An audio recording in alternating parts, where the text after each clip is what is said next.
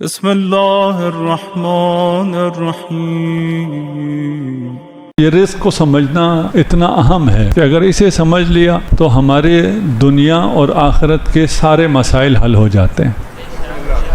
یعنی آپ کے پاس رزق فراوانی ہے آپ کی تو اپنی جگہ، میرے پاس جو رزق فراوانی نہیں ہے میرے بھی مسائل حل ہوئے ہیں۔ یعنی ایسی احادیث آپ کے سامنے، آج تو مقدماتی گفتگو کروں گا، کل سے احادیث پیش کروں گا، اور مقدماتی گفتگو بھی احادیث کا حاصل ما حاصل پیش کروں گا۔ سب سے پہلے رزق میں سے جس پورشن کی بات کر رہے ہیں وہ رزق ہے جو موت سے پہلے تک کی ہے، یعنی مادی رزق، جس کے بارے میں خیال یہ ہوتا ہے کہ اگر رزق کی بات کر رہے ہیں تو یہ معنوی رزق کی بات کر رہے ہوں گے، مادی رزق تو بازار میں ملتا ہے، اس کے لیے تو آفس میں محنت کرنی پڑتی ہے۔ یہاں مادی رزق کا کوئی کام نہیں ہے، یہاں معنوی رزق اور رزق کا بھی لالچ دے کر یہ مولوی صاحبان پھر کہیں گے کہ رزق جو تم نے کمایا ہے وہ ہمیں دے دو اور ہم تمہیں ثواب کا وعدہ دیتے ہیں۔ ہم ثواب کی بات نہیں کر رہے، معنوی رزق کی بات نہیں کر رہے، اس رزق کی بات بھی نہیں کر رہے جو موت کے بعد حاصل ہوگا۔ اصل رزق وہ ہے، ہم اس کی بات نہیں کر رہے، ہم اسی رزق کی بات کریں گے جس نے ہمیں گرفتار کر رکھا ہے، جس کی فکر میں ہم شب و روز مصروف ہیں، اسی رزق کی بات کریں گے۔ بس ہم جب رزق کہیں گے تو اس سے مراد موت سے پہلے جو رزق ملتا ہے وہ رزق ہے۔ یہ بات ذہن میں رہنا ضروری ہے، کبھی کبھار شاید ہم اس رزق کی بات بھی کریں جو موت کے بعد ملتی ہے، وَإِلَّا مطلقاً ہم جب رزق کہیں گے تو وہ رزق جو موت سے پہلے ہمیں حاصل ہوتی ہے، یعنی وہ رزق جس کی ہمیں فکر ہے، وہ رزق جو موت کے بعد ہے اس کی تو الحمدللہ ہمیں کوئی فکر نہیں ہے۔ ہمیں کوئی فکر ہے اس کی؟ ہمیں اس کی کوئی فکر نہیں ہے۔ فکر مندی ہونی چاہیے، اس کی فکر ہونی چاہیے، اس کی فکر ہونی چاہیے۔ اچھا، جس کی نہیں ہونی چاہیے اس کی ہے، جس کی ہونی چاہیے اس کی نہیں ہے، تو پھر اس کو مزید بات ہونی چاہیے اس کے پر کہ یہ کیا ہو رہا ہے۔ کہنے کے لیے ابھی ہم نے اتفاق کیا کہ اس کی فکر نہیں ہونی چاہیے، اس کی فکر ہونی چاہیے، لیکن اپنے آپ ٹائم ٹیبل کو دیکھیے، آپ کا دن کس میں گزرتا ہے؟ اس کی فکر میں گزرتا ہے، اس کی چارہ جوئی کے لیے گزرتا ہے، اس کے لیے رات کو آپ مغرب کے بعد تشریف لے آتے ہیں، چلیں رات کو تھوڑی سی مجلس میں بھی چلے جائیں گے تو وہ رزق بھی حاصل ہو جائے گا۔ بہرحال جس کی فکر ہے اس کی بات ہونی چاہیے، پریکٹیکلی ہمیں اس کی فکر ہے۔ جبکہ احادیث میں ہے، امیر المومنین ارشاد فرماتے ہیں مجھے تعجب ہے ان لوگوں پر جس رزق کا خدا نے ضمانت دی ہوئی ہے انہیں اسی کی فکر ہے، جس رزق کے بارے میں خدا نے کہا اس کی کوئی ضمانت نہیں ہے، تمہیں خود کمانا ہے، اس کی کوئی فکر نہیں ہے۔ یہ ہماری حالت ہے، اس دن کے انسان کی بھی یہ حالت تھی، آج کی بھی انسان کی یہ حالت ہے، کل کا انسان بھی ایسا ہی ہوگا۔ رزق کو سمجھنے کے لیے ہم جسے رزق سمجھتے ہیں وہ رزق نہیں ہے،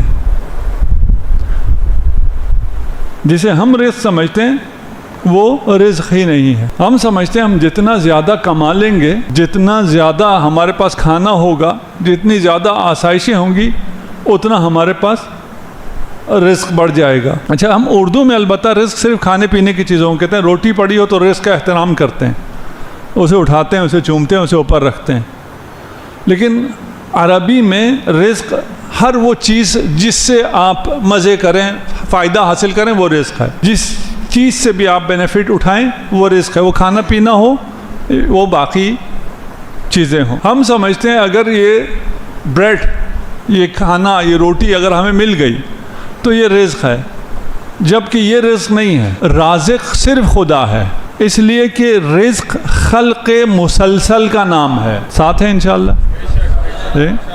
رزق خلق مسلسل ہے، خلق مسلسل کون کر سکتا ہے؟ خالق۔ بس رازق کون ہے؟ خالق۔ اب اس کو مزید اگر آسان کریں، یہ جو روٹی مجھے ملی، یہ جو میرا نوالا ہے، یہ میرا رزق نہیں ہے، اسے میں کھانا شروع کرتا ہوں پھر بھی یہ میرا رزق نہیں ہے۔ یہ نوالا اگر خلق مسلسل کے عمل سے گزرتا رہے اور میرے جسم کا حصہ بن جائے تو رزق ہے، اور اگر میرے گلے میں پھنس جائے تو موت ہے۔ یہی ہے، میں رزق سمجھ رہا تھا، اسے میں نے ہو سکتا کسی سے چھینا ہو، اس کے لیے میں نے ہو سکتا ہے سارے دن محنت کی ہو، لیکن یہ میرا رزق نہیں تھا، یہ میری موت تھی۔ رزق خلق مسلسل ہے. اچھا مجلس کا فارمیٹ ہے, آپ ایک طرف سے ہی گفتگو ہو سکتی ہے, آپ نہیں بول سکتے, لیکن آپ اپنے ذہن میں تو بول سکتے ہیں. روایات میں تھوڑا سا ٹائم دے دوں گا آپ. رزق کے ساتھ ہمیشہ ایک اور چیز کا نام آیا ہے, بہت سی روایت میں, یہ 50-60 سے زیادہ روایتیں میرے سامنے سے گزری ہیں. رزق کے ساتھ ساتھ رزق سمجھانے کے لیے جب رزق کی بات کی ہے, اسی کے ساتھ اس چیز کی بات کی ہے. اپنے ذہن میں سوچ لیجئے کس چیز کی بات ہوگی. رزق اور وہ دوسری چیز کہ جیسا رزق ہے ویسا یہ ہے. اچھا, 2 فرشتوں کی جب تک آپ سوچ رہے ہیں, 2 فرشتوں کے ذکر بھی ایک ساتھ آتا ہے. ایک میکائیل ہے اور دوسرا, اب تو آ جائے گا نا, فرشتوں سے آسان ہو گیا, چند ہی فرشتوں کو ہم جانتے ہیں. میکائیل رزق دیتا ہے اور عزرائیل موت. جہاں بھی رزق کا ذکر آیا ہے وہاں اکثر, ہاں نہ کہ ہر جگہ, وہاں سمجھانے کے لیے موت کا ذکر آیا ہے. اچھا, اب رزق اور موت میں کیا تعلق ہے, تھوڑا سا سوچیے. آپ کے ذہن میں کیا آتا ہے؟ جنہوں نے روایت پڑھ رکھی ہے ان کے ذہن میں صحیح آئے گا, باقیوں کے ذہن میں بھی ہو سکتا ہے صحیح آئے, اور مخصوصاً یہ جو بچے بیٹھے ہیں یہ اگر سوچیں ان کے ذہن میں بالکل صحیح آتا ہے. ہم لوگوں کے ذہن میں اتنا اچھا نہیں آتا, یہ میں بہت دیکھا ہے. روایات بچوں کے ساتھ شیئر کر کے ان کو دیکھتا ہوں, ان کا ذہن بہت ٹھیک چلتا ہے, یہ فطرت پر ہے. ہم ڈسٹریکٹ ہیں, ہم فطرت سے تھوڑے سے ہٹے ہوئے, ہمیں روایت تھوڑی سی دیر سے سمجھ میں آتا ہے. جہاں رزق ہے وہاں موت کا ذکر ہے. بعض جگہ انتظامیہ ایسا ڈیزائن کرتی ہے کہ خطیب زیادہ پڑھ نہ سکے, اسے کوئی پنکھا ونکھے کی ہوا نہ آئے, تو یہ پنکھا بھی رزق ہے. یہ رزق ہمارے نصیب میں کم ہے, ایک طرف ہے. جہاں رزق وہاں موت. اچھا, رزق اور موت کا کیا تعلق ہے؟ روایات میں یوں ہے, میں مقدماتی گفتگو پیش کر رہا ہوں, بعد میں تمام روایت پیش کروں گا. یہ باتیں ساری وہ ہیں جو آپ کو معلوم ہیں, آپ کی معلومات میں ہیں, لیکن آپ کی عملی زندگی کا حصہ نہیں ہے. آپ سے مراد میں خود ہوں. ہمیں معلوم ہے لیکن عمل میں ہم بھول جاتے ہیں, عمل میں ہمیں یہ باتیں یاد نہیں رہتی. ہر شخص کی موت لکھی ہوئی ہے یا نہیں لکھی ہوئی, اس پہ سب کا ایمان ہے. اگر موت لکھی ہوئی ہے تو اس کے حصول کے لیے محنت کرتے ہیں. حصول کے لیے کیا محنت کرنا, اس سے دور بھاگنے کے لیے محنت کرتے ہیں, لیکن وہ اسے چھٹکارا نہیں ہے. موت لکھی ہوئی ہے, موت نے آنی ہے. روایات میں ہے رزق بھی اسی طرح ہے, رزق لکھا ہوا ہے, اس نے آنا ہی آنا ہے. اگر اتنا سمجھ میں آ جائے, پتہ ہے ہمیں دانے دانے پہ لکھا ہے کھانے والے کا نام, یہ پتہ ہے, سنا ہوا ہے, معلومات کی حد تک ہے, لیکن اس پہ عملاً ایمان نہیں ہے. عملاً یہ ہے کہ میں نے خود کمانا ہے, اگر میں نہ کماؤں تو میں کل کیا کھاؤں گا. مولانا اچھا ہے, دین کے لیے ٹائم دینا چاہیے, لیکن ساتھ پیٹ بھی لگا ہوا ہے, دنیا بھی ہے, رزق بھی کمانا ہے, اولاد کو بھی دیکھنا ہے, ان کے لیے بھی کچھ بنانا ہے. بھئی جب رزق لکھا ہوا ہے, جو لکھا ہوا ہے اس سے نہ کم ہوگا نہ زیادہ, اس پہ ایمان ہے. رزق لکھا ہوا ہے, آپ کی محنت سے رزق میں اضافہ نہیں ہوگا, آپ کی کوتاہی سے سستی سے رزق میں کمی نہیں ہوگی. ہے ایسا یا نہیں ہے؟ آیا اس کا مطلب یہ ہے کہ کل سے میں کام کرنا چھوڑ دوں؟ رزق لکھا ہوا ہے, مجھے رزق کے لیے کام نہیں کرنا چاہیے. اس کا مطلب یہ نہیں ہے کہ کل سے میں کام نہ کروں. مثلا یہ بچے بیٹھے ہیں, انہیں ہم کہتے ہیں آپ امتحان کے لیے نہ پڑھیں, اس کا مطلب یہ پڑھنا چھوڑ دیں؟ اس کا مطلب یہ تو نہیں ہے پڑھنا چھوڑ دیں.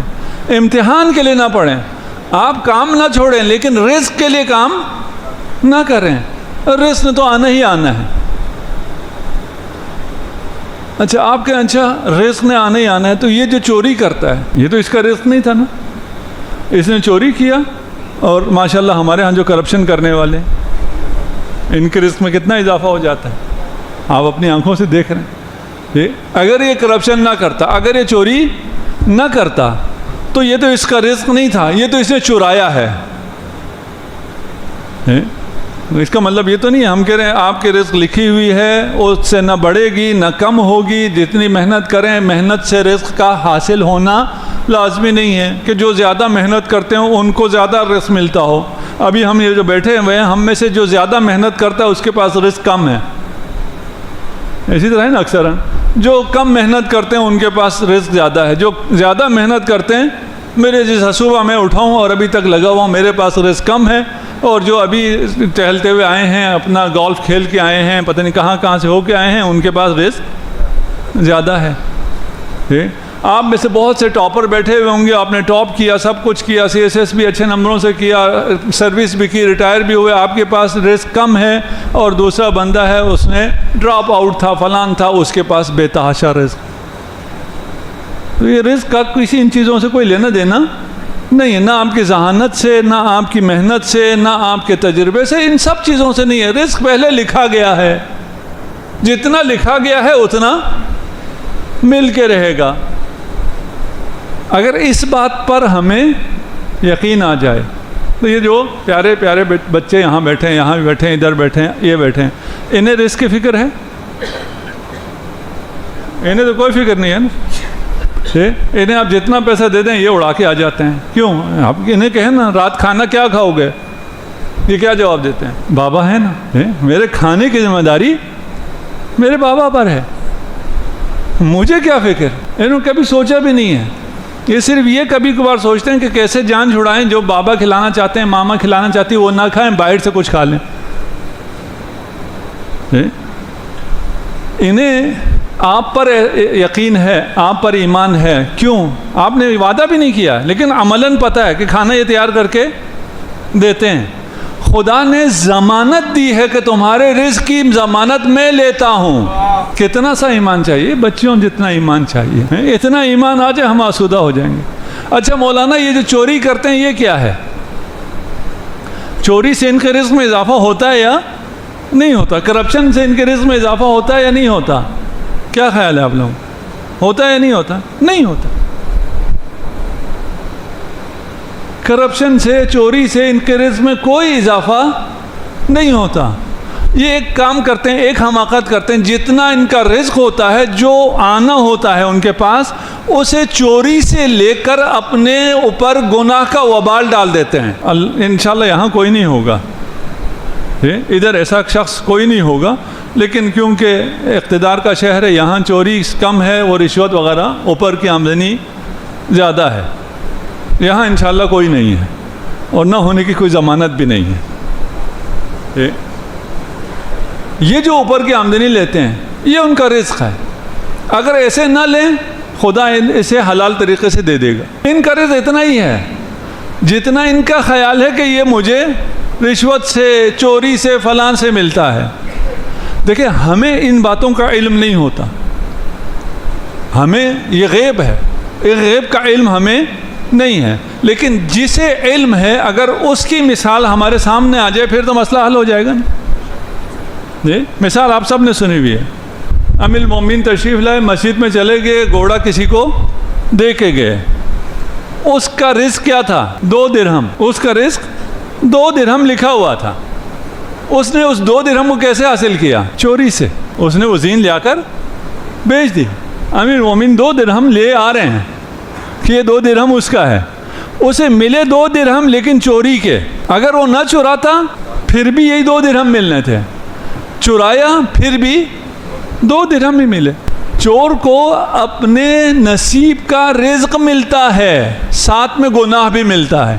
رشوت لینے والے کو اپنے نصیب کا رزق ملتا ہے، ساتھ میں گناہ بھی ملتا ہے، اور جو رشوت نہ لے، جو چوری نہ کرے، اسے بھی ملتا ہے، اسے عزت کے ساتھ ملتا ہے، اسے شرف کے ساتھ ملتا ہے۔ یہ اتنا سمجھ لیا تو میرے 5 دن کی محنت پوری ہو گئی ہے۔ جو آپ کو کھانے کو ملے وہ رزق نہیں ہے، جو آپ کی پراپرٹی میں آئے وہ بھی رزق نہیں ہے۔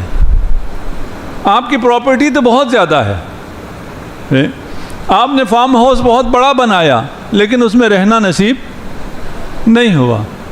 یہاں آپ کے بڑے بڑے فارم ہاؤس ہوں، وہاں آپ ایک چھوٹے سے اپارٹمنٹ میں رہتے ہیں اور وہیں مر جائیں، آپ کا رزق تھا وہ؟ نہیں تھا۔ اگر نہ ہو آپ بنا لیں پھر بھی آپ کا رزق نہیں ہے. وہ پراپرٹی جس سے آپ فائدہ نہ اٹھا سکیں وہ آپ کا رزق نہیں ہے. ہم میں سے کتنے پلاٹ لیے ہوئے ہیں, کتنی پراپرٹیز لی ہوئی ہیں جس کو ہم کچھ بھی نہیں کر سکتے, صرف اس کو مینیج کرنے کی زحمت ہے, اس سے کوئی فائدہ نہیں ہے, تو وہ آپ کا رزق نہیں ہے. ہاں وہ پراپرٹی رزق ہے جس کو آپ نے کسی کام کے لیے رکھا ہوا ہے, اگر کوئی مجبوری ہوتی ہے. ابھی اگر یہاں اعلان کر دیتے ہیں کہ ہم فلاں پروجیکٹ شروع کر دیا, ہمیں 1 کروڑ روپے چاہیے, عابدی صاحب کرتے رہتے ہیں ایسے اعلان, آپ کہیں ہاں یہ میں نے پراپرٹی رکھی ہوئی بیچتا ہوں, لا کے عابدی صاحب کو دے دیتا ہوں, یہ رزق ہے. ایسا رزق کسی کے پاس ہے؟ یہ تو رزق ہے. آپ اپنے کسی کام کے لیے یا کسی کار خیر کے لیے ایسی چیز رکھیں جس سے خرچ کرنے کا حوصلہ بھی رکھتے ہوں. اور یہ روایت پیش کروں گا میں کہ رزق خرچ کرنے سے بڑھتا ہے. یہ کیپٹلزم نہیں ہے, وہ کیپٹلزم بھی کہتا ہے نا خرچ کرو, اسلام بھی کہتا ہے خرچ کرو, اسراف نہ کرو.